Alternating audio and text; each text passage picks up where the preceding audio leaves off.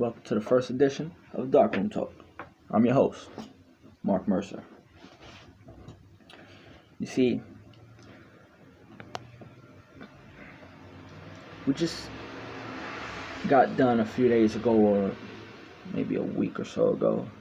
I don't even know what day of the week it is, honestly. No, but we just got through a very pivotal election. It's looking like it's going to go to Biden, although there's a lot of controversy going on now. A lot of conservative outlets done ripped the president-elect status or projection from Biden's grasp. Although the liberal media or the mainstream media is still saying that he's president-elect.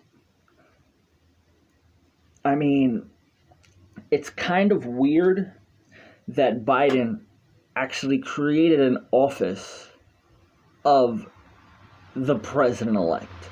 I've never heard of such a thing.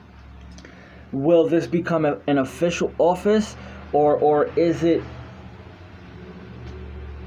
just symbolism? Is it supposed to represent the incoming power, or will this be an office that we keep? I don't think it'll be an office that we keep. That's a stupid question I asked. What I want to know is, how could anybody possibly vote for Joe Biden? Anybody. I don't understand it. Now, I don't know the man personally. I don't know whether he's a decent man. I have no idea.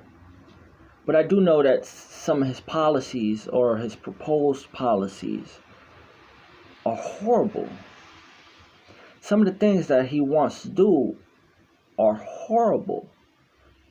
I'm hearing whispers of a potential mandated vaccine. What bothers me is now that Biden is the president-elect as of today, right? Now that Biden is the president-elect,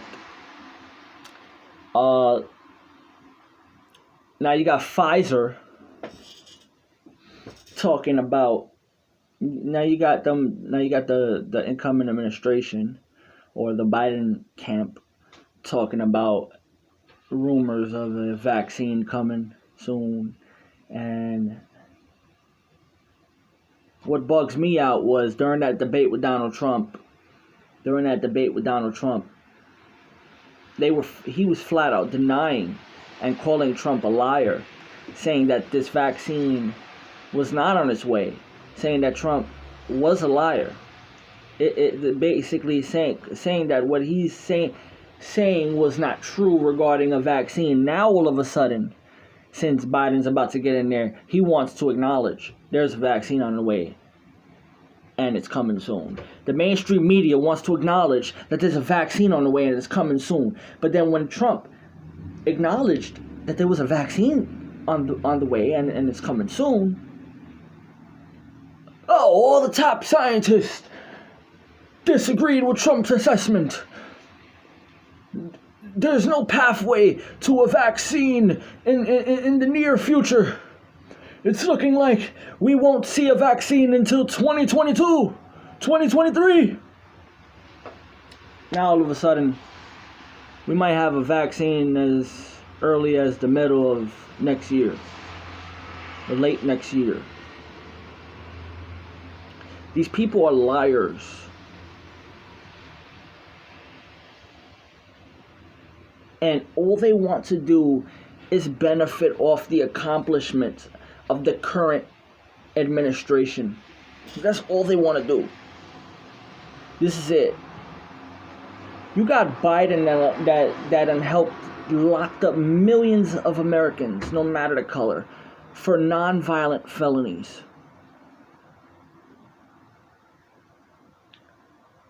You got Biden making deals with foreign entities to help out his son.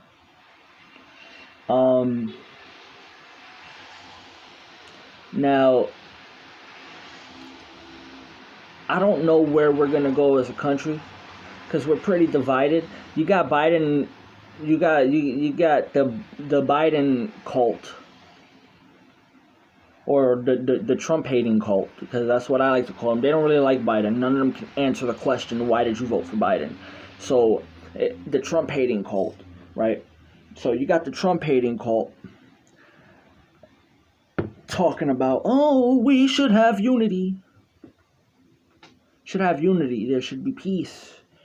And people should be decent. It's funny because these people look up to politicians like gods, right? They look up to politicians like gods, right? So anything, I noticed, the day after this man read, or this man gave his speech, Joe Biden, his president-elect speech, or his winning speech, or however you would call it, right?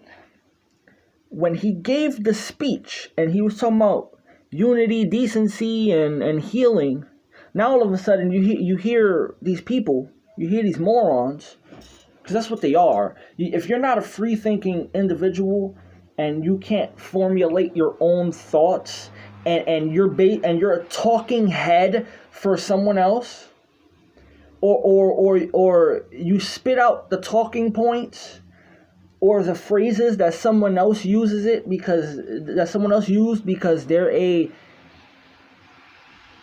popular figure at the moment, you're a moron. You're basically a talking head. It's what it is. You're a mouthpiece for Biden. Now you got all these people talking about, oh, you gotta be decent. Decent. You're using the words he's using now. And he asks why you like Biden? And they'll probably say, yeah, because he's decent. They'll probably come out and say, because he wants to heal. Yeah, because that's what he said. That's exactly what he said. Bro, I could say anything. That doesn't mean it's true.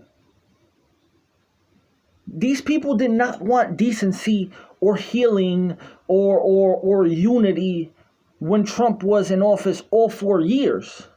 They were attacking his supporters. Straight, some of them got killed. You don't see Trump supporters rioting in the streets.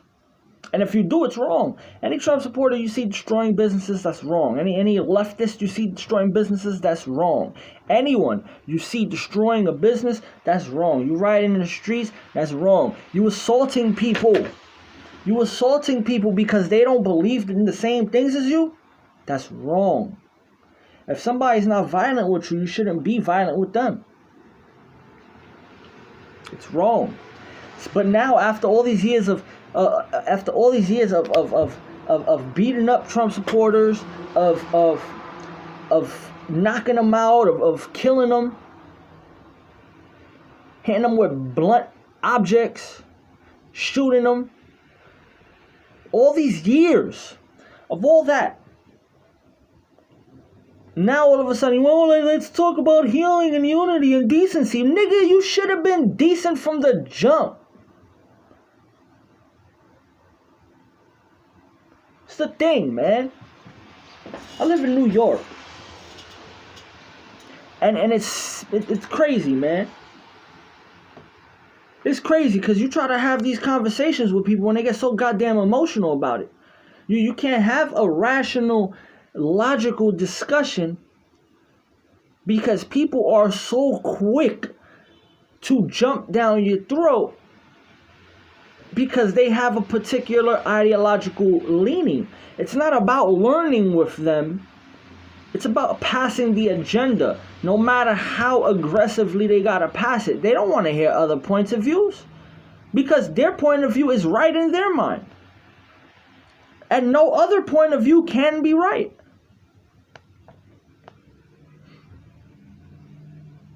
That's why it's a mob mentality. These people think that they're a monolith. They think that they're one mind. They're solipsistic. So they believe that their group. They believe their group their group mentality is the only one that is correct. Their ideological group mob mentality, they believe that theirs is the only one that is correct, and they can learn nothing, and therefore all opposing ideologies must be weeded out and destroyed. They believe these things can't exist. And when you tell them your views, they act shocked, especially if you're a Hispanic guy like me, or if you're black, or then you're a sellout. You're an Uncle Tom. You're a coon,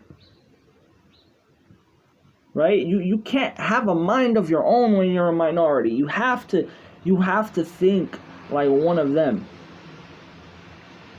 And it's really sad that it's gotten to this. Because there's so many people that I see that lack moral character in society. And this is why they vote for figures who lack moral character. If you lack moral character, you're going to vote for people who lack moral character. That's why a lot of people voted for the guys that wanted to defund the police, because to them, the police are bad. I think some laws are stupid. For example, I think drugs should be legal. The government shouldn't tell people what they can and can't put in their body. Therefore, in my view, utilizing the police to lock up drug dealers or drug users is stupid.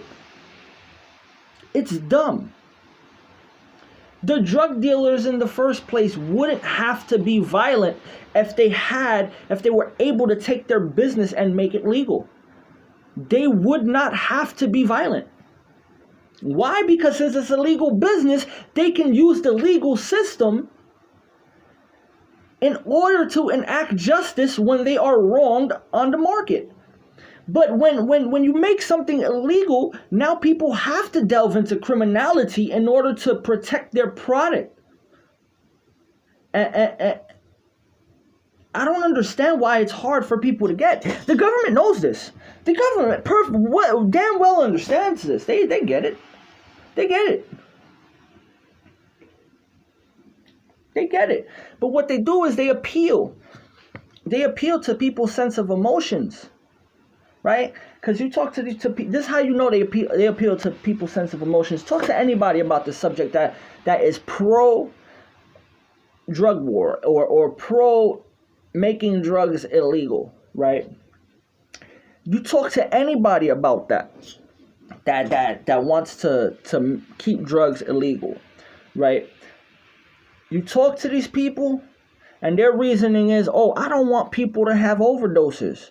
I don't want criminals stealing on the streets. Or what about people who are under the influence of drugs and they murder? The drugs are illegal now. You would have had an argument if the drugs were legal, and then you said that. They're illegal now. So this means that since they're illegal, the prices go up. When the prices go up, people cannot afford to obtain the drug.